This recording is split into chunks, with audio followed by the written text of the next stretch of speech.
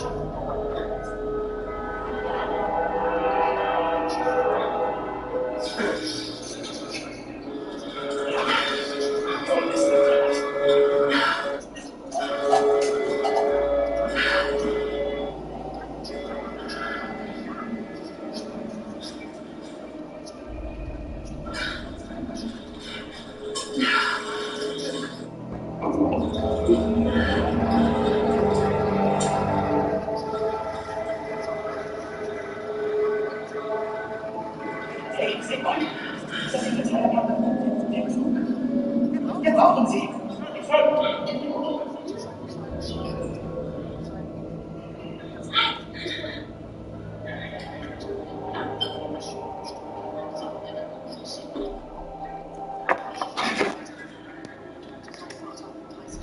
Okay, danke.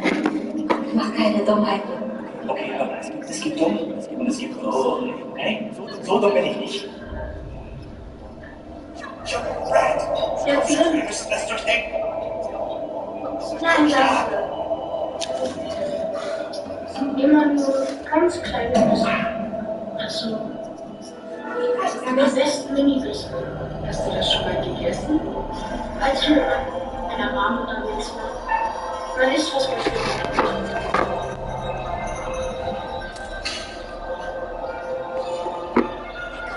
Warst du schon mal unterwegs? Nein, so nicht. Man trifft viele verschiedene Leute. Einfach schlecker.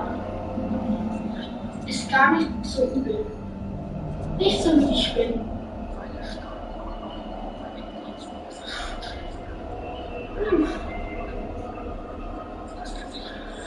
Wollen wir einen Pony streicheln? Oh, das freut sich schon. Siehst du das? Willst du einen Pony streicheln? Okay. Qui est là? C'est entendu. Qui est là?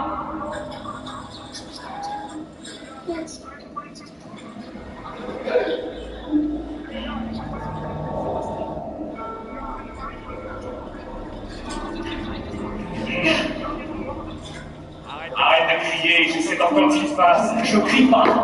Ta gueule. Je veux savoir où sont les autres.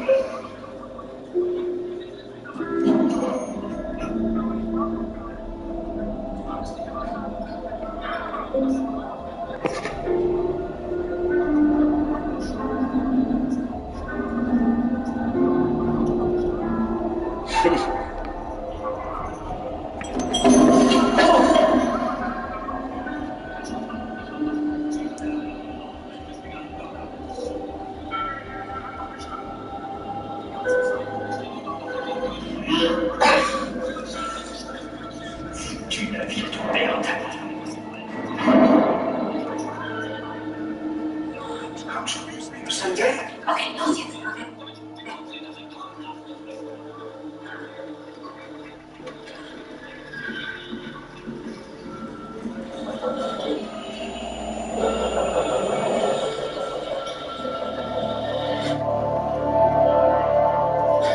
Wohin bringst du mich? Doch, das sag ich dir.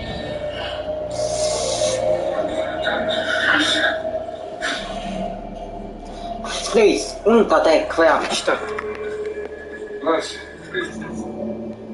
Der Scheiße mit Hafer? Wo wir hingehen, verdammt! Wir sollten wieder durch den Wald gehen.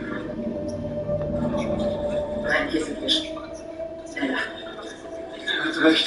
Bäume geben uns mehr Deckung.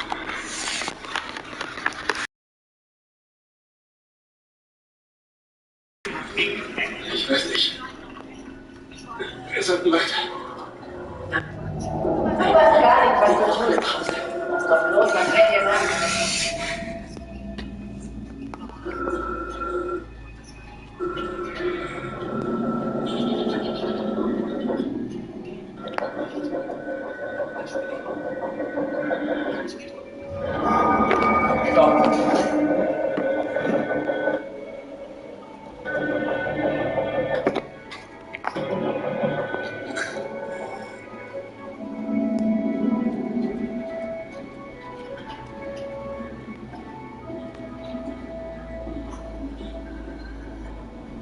Wir rasten. Wir weiter, dann ziehen wir weiter.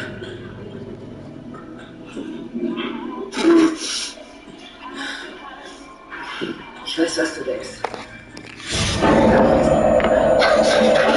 Okay, los aus! Zeig dich!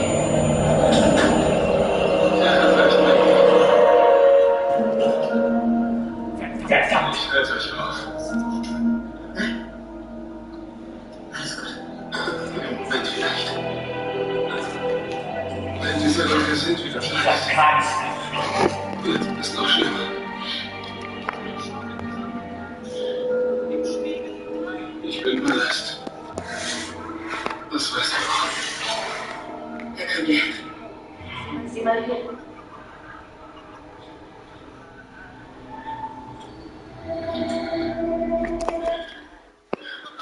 Schließband einer Kapitänsmütze, darauf stand ein Name mit E am Ende und danach Medan. Willst du wissen, warum?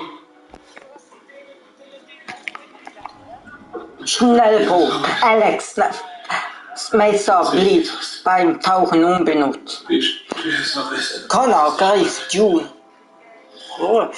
während der Entführung an. Die Vorräte.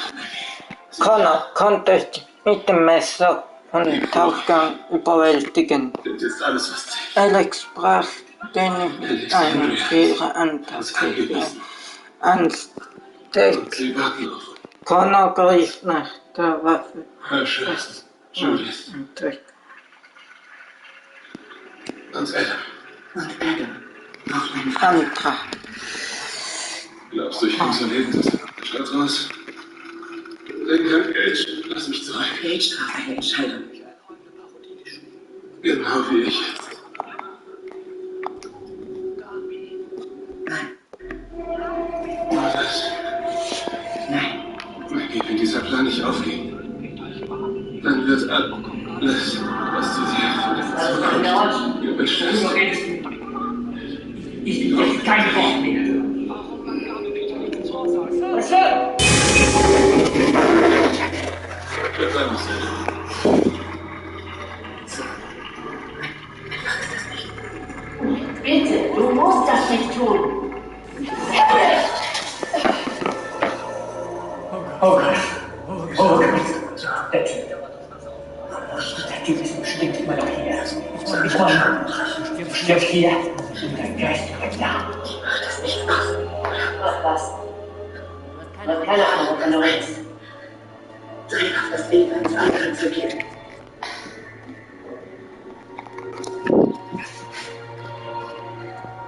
Aber du entscheidest jetzt nicht mehr lang. Er stirbt und wir leben. Wo sind all deine Freunde?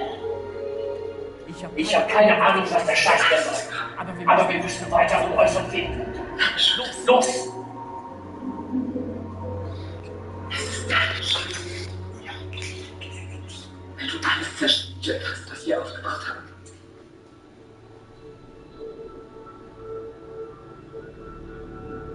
Du musst dich trotzdem noch entscheiden.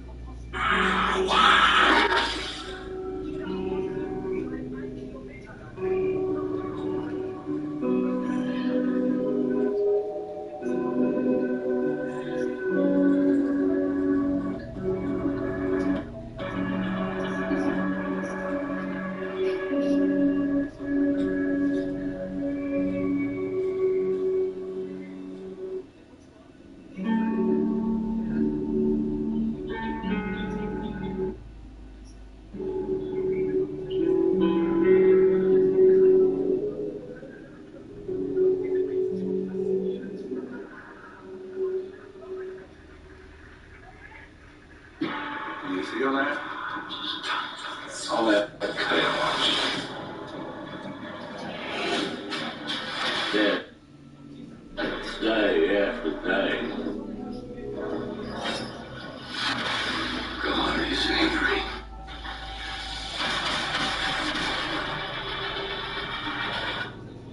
I'm angry. Went around tree. Wrath.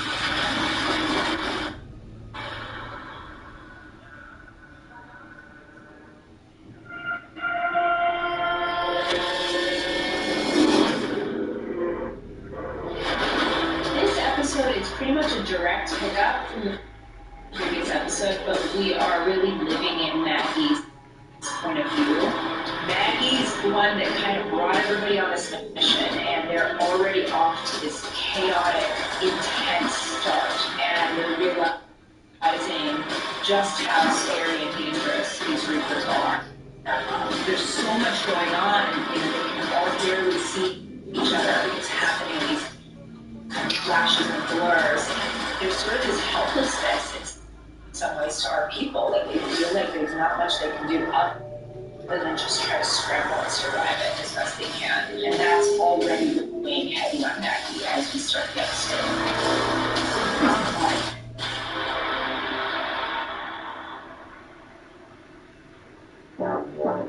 Carol and Aaron are a little bit at odds, and I think in a lot of ways it's just important to remember that Carol and Aaron are friends. They are basically on the same side, but reasonable people can disagree about what is the best way to move forward. And I think Carol is really in a place where she's feeling like so much of what has happened to Alexandria is indirectly her fault.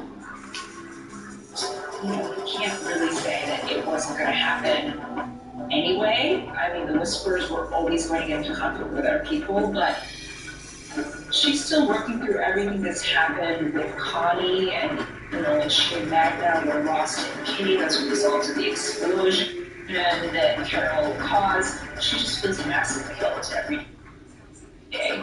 So she's dealing with that in her own way. And I think Carol functions well as a lone wolf. She's always kind of had this instinct to go out and do things and think in ways that maybe everybody else isn't thinking, but sometimes it does put her in odds with her friends. There is love there is respect there. However, there's also frustration that it's just they can't get on the same page about how to address the problems. We really enjoy getting to see the kids on our show and to put them in interesting situations and see them also kind of grow up as they're working on the show. And we really wanted to see Judith and Herschel getting to interact together after they didn't grow up in the same community. There's a hopeful message in it too, which is that children find ways to be resilient, even in the midst of a world that feels like it's breaking apart, and that there is hope in the ways that they can find little spots of normalcy. And you also kind of get to have the perspective of, oh, the grown-ups, they're so annoying in the way they do things, like, which I think is sort of a universal attitude that children have. I remember having that attitude. Grown-ups are always running off to things. On the show, love you. They were so charming together. They really seemed to have a great time doing that scene.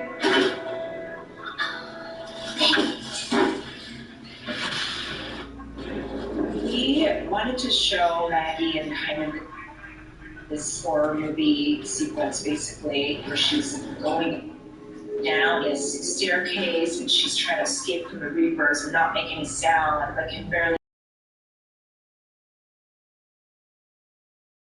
traps so that she can hear them coming.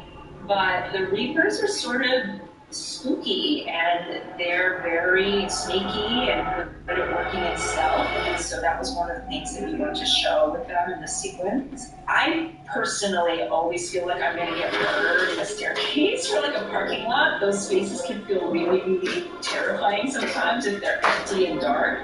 So we fully wanted to kind of play into that aspect of hearing like echoing steps, just not being able to see around the corners or moving up in the levels that can feel really, really creepy. And, it's also just fun to see Maggie just be awesome and be an awesome survivor.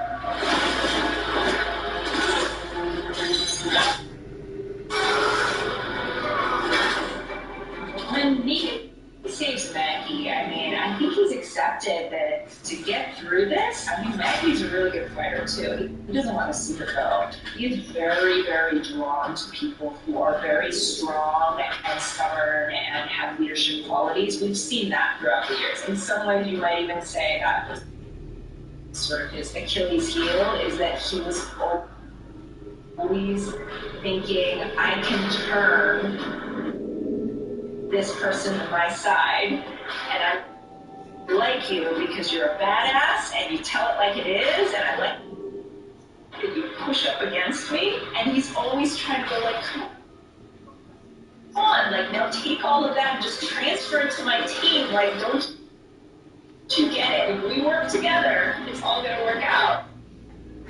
So I think that that's actually kind of consistent with his character, is that as much as he doesn't trust Maggie and fears her, when she does give him that gun in the subway, I think that kind of triggers a little bit of a sense in him of like, all right, maybe I don't have to be afraid that she's going to shoot me in the head when the opportunity comes. Maybe she does find me valuable, and that's something that I can work with in some kind of way. And so I think when he saves her, he probably does it out of instinct.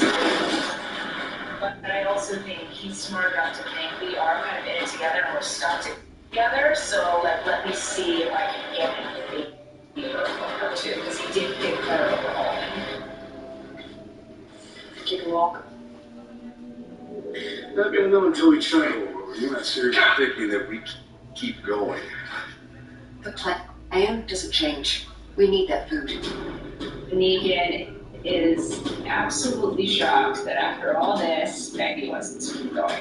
The interesting thing with Medan is, this is not a guy that was an angel before the apocalypse, but neither was he a guy that was just like, I actually want to shoot people up all the time. He, in fact, was like, let me try to kill the minimum number of people to make my point, and then hopefully you'll just fall in line and I don't have to deal with it.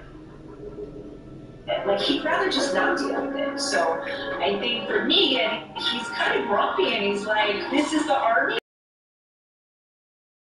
of people that clearly we're a little outmatched in terms of skill set. There seems to be a lot of them, they seem to be really mad. Like, his perspective's not wrong, it's a valid perspective, but he doesn't give his notes gently, I'll just say that. Those people, they just told us exactly how insane they are. We can't be on a road. We can't be on any road that they could use. It's a shit plan. By the time we get to that big scene with Negan and Maggie at the end, and Alden's there, and Maggie's going to make this heartbreaking choice that they do have to keep going and leave Alden, which she absolutely does not want to do. I think that for Negan, he's a smart guy. He can see that she doesn't really want his advice. That doesn't mean he's going to stop giving it altogether, but I do think he's kind of at a point where he realizes if he's trying to push her too hard here, all that's going to happen is she's going to get angry and it's going to delay maybe this choice that she knows herself she needs to make. He's pretty sure that she's going to make the choice to keep moving. He knows that she's mission focused, but she kind of has to go through the emotion of it, and it makes it even that much more heartbreaking when the person who should be kind of panicking is like, as well as I do, it has to be done. And at the heart of Walking Dead, it's about those hard choices, and sometimes our choices that they don't like sometimes they make the wrong choice, and sometimes they make the choice that is right and feels good, but this is one of those ones where it just feels like there's no limit in any situation. They just have to make the one that helps them do the most good for the most people.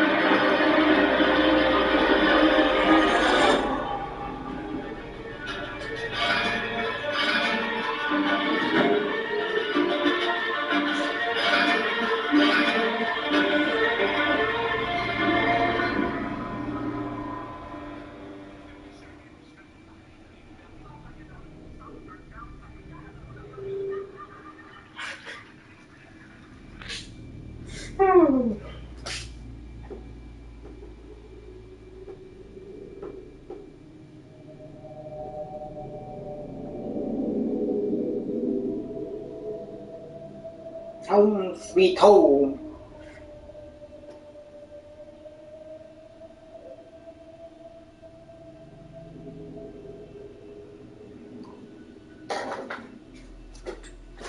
It's like I'm a good cookie.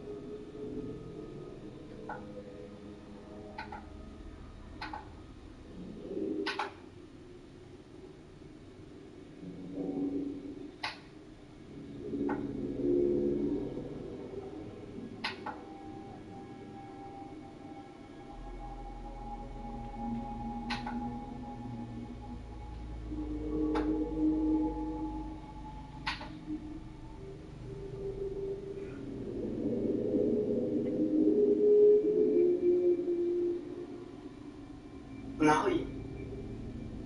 Oh, so spicy. Du, was? Den man så spicy burger. Och så perch. En bit of a pot, perch, och så spicy. Det är svårt med avtals. Jag har aldrig sett någon som tänkte på. Först var det perch.